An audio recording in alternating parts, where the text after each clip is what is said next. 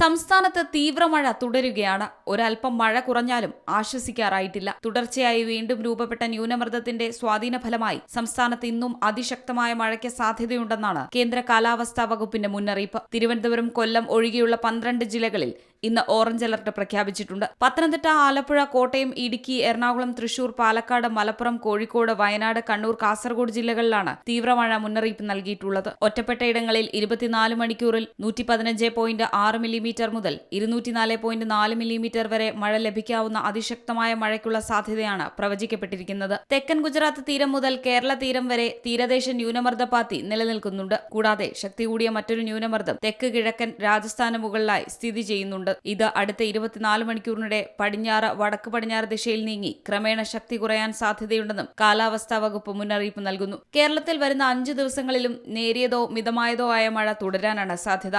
മഴയ്ക്കൊപ്പം തന്നെ കടലാക്രമണ സാധ്യതയുള്ളതിനാൽ തീരദേശവാസികൾക്കും പ്രത്യേക ജാഗ്രതാ നിർദ്ദേശം നൽകിയിട്ടുണ്ട്. കണ്ണൂർ, കാസർഗോഡ് ജില്ലകളിലെ തീരപ്രദേശങ്ങൾ വളപട്ടണം മുതൽ ന്യൂമാഹി വരെയും കുഞ്ചത്തൂർ മുതൽ കോട്ടക്കുന്ന് വരെയും ഇന്ന് വൈകുന്നേരം 5:30 വരെ 3 മുതൽ 3.5 മീറ്റർ വരെ ഉയർന്ന തിരമാലകൾ ഉണ്ടാകാൻ സാധ്യതയുണ്ടെന്ന് ദേശീയ സമുദ്രസ്ഥിതി പഠന ഗവേഷണ കേന്ദ്രം അറിയിച്ചിട്ടുണ്ട്. തുടർച്ചയായ മഴയും കടലാക്രമണ ഭീഷണിയും നിലനിൽക്കുന്നതിനാൽ പൊതുജനങ്ങൾ അതീവ ജാഗ്രത പാലിക്കണം. അധികൃതരുടെ നിർദ്ദേശങ്ങൾ കർശനമായി പിന്തുടരണമെന്നും മുന്നറിയിപ്പുണ്ട്.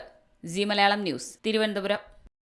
ഏറ്റവും പുതിയ വാർത്തകളും വിശേഷങ്ങളും വിരൽത്തുമ്പിലറിയാൻ സി മലയാളം ന്യൂസ് എല്ലാ ഡിജിറ്റൽ പ്ലാറ്റ്ഫോമുകളിലും ലഭ്യം.